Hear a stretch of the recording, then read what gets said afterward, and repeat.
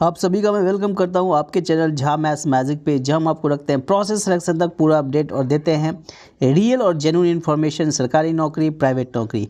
तो आज हम बात करेंगे सरकारी नौकरी का, वो भी national institute of open schooling NIOS।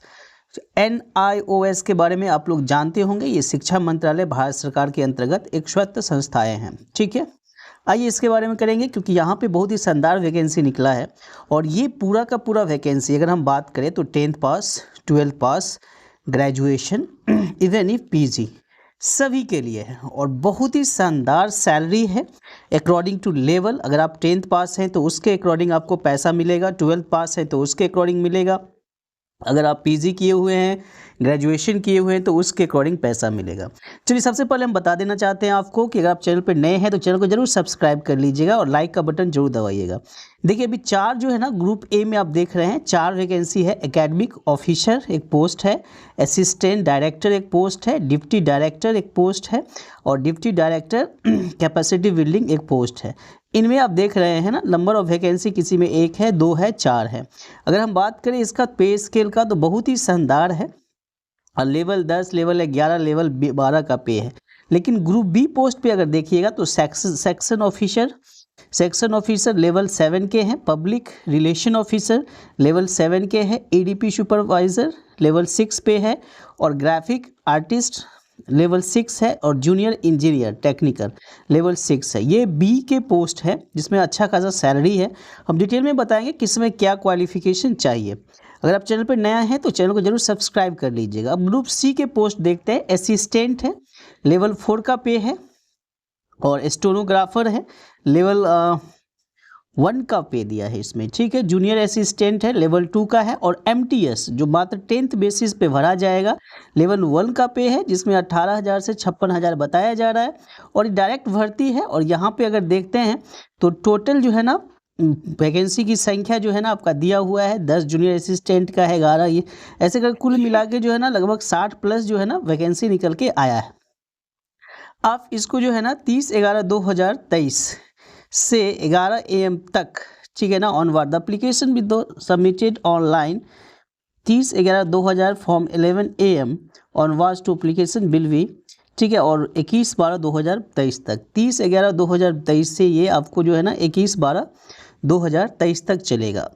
चलिए, तो 21 दिसंबर इसका फॉर्म भरने का अंतिम डेट होगा 21 दिसंबर को। ठीक है, online application can be submitted 21 दिसंबर। तो ये तो हो गया कि हम आपको पोस्ट के बारे में बताए हैं। अब हम आपको इसमें जो है ना, इसमें बताएंगे आपको कि किस लेवल का क्या सिलेबस होगा, क्या क्वालिफिकेशन होगा, ये पूरी जानकारी हम आपको देंगे। ठीक है, कि अगर आप 10th लेवल पे भर रहे हैं तो वहाँ पे एक एग्ज़ाम होगा, उस एग्ज़ाम को सिर्फ आपको क्रैक कर देना है, या वहाँ पे एग्ज़ाम नहीं होगा ये हम आपको बताएंगे। अगर 12th लेवल पे भर रहे हैं तो कौन सा पोस्ट होगा ये पूरा बताएंगे, देख लीजिए सर। ठीक है, अब classification of post according to what amount. अगर आप ग्रुप A में भर रहे हैं तो आपको 1500 रुपया लगेगा UR OBC का, इसका एग्ज़ाम फी जो है। अगर ग्रुप B में भर रहे हैं तो UR OBC 1200, ठीक है। ग्रुप A का SC ST EWS 750 ही लगेगा, जबकि ग्रुप B में SC ST को 750 ही लगेगा और ग्रुप B और C में EWS को 600 लगेगा। इस तरह से इसका फ़ी दिया हुआ है। ठीक है, ऑनलाइन फॉर्म फिलअप करने के लिए आपके पास attested copies of educational qualification का होना चाहिए, जिसे आपको अपलोड करना पड़ेगा। इवन इफ कास्ट सर्टिफिकेट, जो भी डॉक्यूमेंट होगा अकॉर्डिंग टू योर पोस्ट आपको वो अपलोड करना होगा। ऑनलाइन ही फॉर्म भरा जाएगा। ठीक है, application once submitted will not be withdrawn by any time. चलिए, तो इसके वेबसाइट पे आके देखते हैं और इसका थोड़ा सा डिटेल में और जानने का कोशिश करते हैं कि एग्ज़ाम अगर होगा तो उसका सिलेबस क्या होगा और क्वालिफिकेशन में क्या क्या चाहिए। जैसे कि हम आपको बता दिए हैं कि जो इसका MTS है उसके लिए सिर्फ 10th पास होना चाहिए, प्राइमरी लेवल का एजुकेशन होना चाहिए, 10th पास। अगर आप पास हैं तो वो फॉर्म को आप फिलअप कर सकते हैं। ठीक है, आइए सर, तो आते हैं इसके सिलेबस को देखते हैं क्या है। तो पहले सिलेबस देख लेते हैं फॉर ऑल पोस्ट। सिलेबस जानना जरूरी है क्योंकि किसी किसी में 2 एग्ज़ाम होगा, किसी में 1 होगा, किसी में 2 पेपर होगा। देखो बहुत ही शानदार वैकेंसी है, उनके लिए है ये पूरा का पूरा वैकेंसी जो थोड़ा सा दम रखते हैं, ठीक है ना, क्योंकि इसमें सैलरी बहुत बढ़िया है और ये ऐसे वैकेंसी होते हैं जिसमें फॉर्म बहुत ही कम फिलअप किए जाते हैं।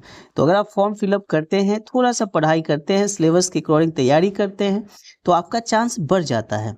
चलिए आइए लेट मी चेक कि थोड़ा सा इसका सिलेबस क्या है ये देख लेते हैं, फिर इसका हम क्वालिफिकेशन आपको बता देंगे। अगर आप चैनल पर नए हैं तो चैनल को जरूर सब्सक्राइब कर लीजिएगा और लाइक का बटन जरूर दबाइएगा क्योंकि हम आपको प्रोसेस सिलेक्शन तक पूरा रखेंगे अपडेट। यहाँ देख लीजिए डायरेक्टर के लिए जो डिप्टी डायरेक्टर है जिसका पीजी लेवल पे होता है, पीजी लेवल क्वालिफिकेशन होना चाहिए। पहला पेपर में होगा 10 ठो रीजनिंग रहेगा, 20 जो है ना जनरल अवेयरनेस रहेगा, इंग्लिश हिंदी का 20 क्वेश्चन रहेगा और मैथ का 10 रहेगा। टोटल 1 घंटे का समय रहेगा, 60 नंबर का एग्जाम होगा। इसका सिलेबस यहाँ दिया हुआ है, अब इसके वेबसाइट से भी डाउनलोड कर सकते हैं।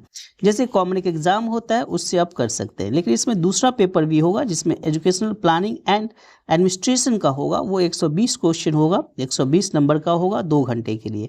इसका भी सिलेबस जो है ना आपके सामने दिख रहा है, आप इसको डाउनलोड कर सकते हैं, उसके अकॉर्डिंग तैयारी कर सकते हैं। आइए फिर देखिए इसमें जो है ना deputy director scheme of examination deputy director academic का दिया है, सेम सिलेबस है। पेपर 1 लगभग सबका सेम ही रहता है, ठीक है। और अगर हम पेपर 2 की बात करें तो इसमें एजुकेशनल प्लानिंग एंड एडमिनिस्ट्रेशन आ जाता है, 120 क्वेश्चन का रहेगा। चलते हैं देखते हैं नेक्स्ट असिस्टेंट डायरेक्टर का देख लीजिए। तो पेपर फर्स्ट सेम ही है, 60 क्वेश्चन है, 60 नंबर का है, 1 घंटे का है। लेकिन अगर हम पेपर 2 की बात करेंगे तो ये थोड़ा सा डिफरेंट हो जाएगा।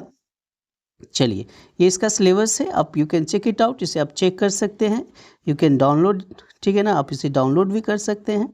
चलिए आगे बढ़ते हैं हम लोग, ठीक है। पेपर 2 में देख लीजिए एडमिनिस्ट्रेशन डायरेक्टर का, असिस्टेंट डायरेक्टर का एडमिनिस्ट्रेशन के बारे में यहाँ पे पूछा जाएगा। इसका क्वालिफिकेशन जो है ना पीजी ही होगा, ठीक है।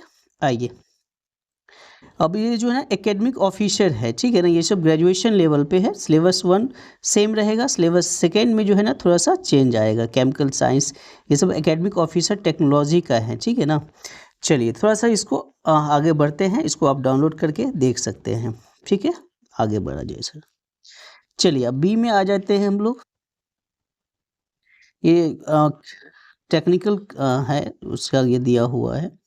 चलिए थोड़ा सा सिलेबस बहुत बड़ा है, आ जाइए। नेक्स्ट जो है आपके पास एग्जामिनेशन एकेडमिक ऑफिसर है, ये पैरामेडिकल का है, ठीक है। एकेडमिक ऑफिसर पैरामेडिकल कोर्स के लिए जो है ना इनको बनाया जाएगा, उसके लिए 60 क्वेश्चन है। पेपर 1 में 60 नंबर का है, लेकिन पेपर 2 अलग से उनको बता देना पड़ेगा, ठीक है। तो 2 पेपर आप देख रहे हैं ना कि जो बड़ा पोस्ट है उसमें 2 पेपर है, ठीक है। Academic officer teacher education syllabus है वो आपको पूरा पढ़ना पड़ेगा, ठीक है। चलिए आगे चलते हैं, देखते हैं कंप्यूटर साइंस में अगर आप भरते हैं, ठीक है ना, एकेडमिक ऑफिसर कंप्यूटर साइंस के लिए तो 60 क्वेश्चन एज यूजली रहेगा पेपर फर्स्ट में, लेकिन पेपर 2 में पूरा का पूरा आपका सिलेबस कंप्यूटर से ही रहेगा। तो अगर आप कंप्यूटर साइंस से इसको भरना चाहते हैं तो आप जाके इसे डाउनलोड करके सिलेबस का पहले फॉर्म भर लीजिएगा, फिर सिलेबस के अकॉर्डिंग तैयारी कीजिएगा। यहाँ पे संभावना ज़्यादा बनता है क्योंकि भीड़ बहुत ही कम रहता है, ठीक है। चलते हैं आगे देख लेते हैं, आ जाइए। तो ये आपका हो गया एग्जामिनेशन सेक्शन ऑफिसर, ठीक है। Examination section officer first paper वही 60 नंबर का रहेगा, 2nd पेपर में जो है ना उनको फिनेंशियल मैटर्स के बारे में थोड़ा सा पूछा जाएगा, 120 क्वेश्चन, ठीक है। थोड़ा सा और आगे बढ़ा जाए और देखते हैं नेक्स्ट है पब्लिक रिलेशन ऑफिसर का पोस्ट के लिए अगर भरते हैं तो फर्स्ट पेपर सेम होगा 60 क्वेश्चन के लिए, बट 2nd पेपर में जो है ना पूरा press meet speeches print media ये सब पूरा आ जाएगा, क्योंकि पब्लिक रिलेशन ऑफिसर का पोस्ट है। तो इसके बाद आते हैं सर, अगर आप scheme of the examination EDP supervisor के लिए अगर आप भरते हैं, ठीक है ना, तो इसमें भी फर्स्ट पेपर सेम रहेगा, 2nd पेपर आपका अलग रहेगा, ठीक है। चलिए तो बहुत नज़दीक हम लोग आ चुके हैं, जिसमें जो है ना आपका एक ही पेपर होगा, बस एक ही पेपर निकालना है बस, ठीक है। पेपर फर्स्ट देख लीजिए स्कीम ऑफ एग्जामिनेशन का, ठीक है। ये देखिए पूरा कंप्यूटर वालों के लिए है, ठीक है। चलिए ये आ गया एग्जामिनेशन जूनियर इंजीनियर, उनके लिए भी पेपर 2 ही है, ठीक है, उनके लिए भी पेपर 2 ही है। चलिए नेक्स्ट देखते हैं यहाँ से देख लीजिए, ये है एग्जामिनेशन असिस्टेंट का, ठीक है। एग्जामिनेशन असिस्टेंट का 3 घंटे का एग्जाम होगा, एक ही पेपर होगा जिसमें 180 क्वेश्चन होगा, 180 नंबर का होगा। जनरल अवेयरनेस 30 मार्क्स का होगा, रीजनिंग 40 का होगा, मैथमेटिकल एबिलिटी 40 का होगा, ऑफिस प्रोसीजर 30 का होगा, टेस्ट ऑफ लैंग्वेज इंग्लिश और हिंदी वो भी रहेगा, ठीक है। टोटल 180 क्वेश्चन रहेगा। सबसे जो देखा जाए तो scheme of examination section officer, इसको एक बार फिर से देख लेते हैं, क्योंकि इसमें एक ही एग्जाम होगा। स्कीम ऑफ एग्जामिनेशन असिस्टेंट जो है, ठीक है, इसमें एक ही एग्जाम होगा, 3 घंटे का होगा, लेकिन इसमें आपको देखा जाए तो general awareness, reasoning ability, multi mathematical ability, office procedure, test of language and ICT ये रहेगा, ठीक है। आइए नेक्स्ट देखते हैं एग्जामिनेशन ऑफ स्टेनोग्राफर। ये सबका एज 27 साल है, 12th लेवल पे। जूनियर असिस्टेंट का देख लीजिए, इसमें भी 180 क्वेश्चन होगा, एक ही पेपर होगा, ठीक है। चलिए नेक्स्ट देखा जाए, और ये जो है ना आपका मल्टीटास्किंग स्टाफ का है, जिसमें 180 क्वेश्चन होगा, 3 घंटे का एग्जाम होगा, सिलेबस वही रहेगा, जिसमें आपको general awareness 50 question, reasoning ability 50 है, मैथमेटिकल एबिलिटी 30 है और टेस्ट ऑफ लैंग्वेज 20 है। अब चलते हैं देखते हैं किसका क्या है क्वालिफिकेशन, ठीक है। अगर चैनल पे आप नए हैं तो चैनल को जरूर सब्सक्राइब कर लीजिए। थोड़ा सा वीडियो लंबा हो जाएगा, ठीक है, लेकिन क्योंकि हम चाह रहे थे कि आपको पूरा क्लियर कर दें कि किसका सिलेबस क्या होगा, किसका जो है क्वालिफिकेशन क्या होगा, ये चीज़ पूरा का पूरा हम क्लियर बताना चाह रहे थे आपको। आइए चेक करते हैं कि किसका क्या क्वालिफिकेशन होगा, थोड़ी फास्ट में चेक कर लेते हैं, ठीक है। चलिए देखिए, national institute of open schooling recruitment post देखिए। सबसे पहले हम बात करें डिप्टी डायरेक्टर का, ठीक है, लेवल 12 था उनका पे, और ये है second class master degree in any subject from recognised university. तो ये मास्टर डिग्री मांग रहा है रिकग्नाइज्ड यूनिवर्सिटी से, ठीक है। और academic administration, research, planning, preparation, ये सब इनका काम होगा। एक्सपीरियंस डिजायरेबल है एक्सपीरियंस इसमें, ठीक है ना, अगर मन करे तो, अगर है तो दीजिए, नहीं तो नहीं दीजिए, ठीक है। सेकेंड, ये डिप्टी डायरेक्टर एकेडमिक का ही है, सेम है, second class master degree in any subject with at least 55% marks and 3 years of. देखिए नेक्स्ट, ये देखिए असिस्टेंट डायरेक्टर का जो पोस्ट है, at least second class bachelor degree इसमें मांग रहा है, एटलीस्ट 5 years आपको इसमें एक्सपीरियंस भी मांग रहा था। इस मास्टर डिग्री इन इक्विवेलेंट, ये मास्टर डिग्री ही मांग रहा है। वर्किंग नॉलेज ऑफ कंप्यूटर मांग रहा है, ठीक है, इसमें आ जाइए। एकेडमिक ऑफिसर में मास्टर डिग्री इसमें भी मांग रहा है, ठीक है। मास्टर डिग्री अगर आप एमफिल किए हुए हैं, पीएचडी किए हुए हैं, तो आपको प्रेफरेंस दिया जाएगा। थोड़ा सा और आगे बढ़ते हैं, ठीक है ना, और देखते हैं नेक्स्ट में क्या दिया हुआ है।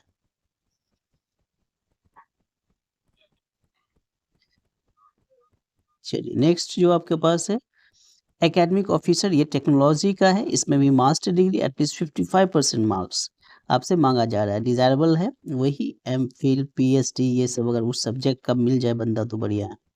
नेक्स्ट जो है the post of the section officer, इसका एज 37 साल है, और क्वालिफिकेशन देखिए तो second class graduate from the recognised university, आपको सेकेंड क्लास ग्रेजुएट मांग रहा है। Knowledge of the central government office procedure, इसे डिजायरेबल है। वर्किंग नॉलेज ऑफ हिंदी और इंग्लिश, ठीक है। इसके बाद देखिए पब्लिक रिलेशन ऑफिसर, ठीक है, इसमें भी second class master degree in any subject, diploma in public relation and इसमें मास कम्युनिकेशन मांग रहा है, ठीक है। चलिए आगे चलते हैं। Post of the ADP supervisor, इसमें भी bachelor degree from recognised university, ठीक है ना, विथ पोस्ट ग्रेजुएट। इसके बाद इधर आ जाइए ग्राफिक आर्टिस्ट में देख लीजिए, असिस्टेंट का देख लीजिए, इसमें 12th मांग रहा है, senior secondary from recognised board से मांग रहा है, ठीक है। इसमें जो है ना 12 मांग रहा है। 27 साल इसका मैक्सिमम एज है। By the way age relaxation भी है, SC ST वाले को 5 साल ऐसे करके है, तो आप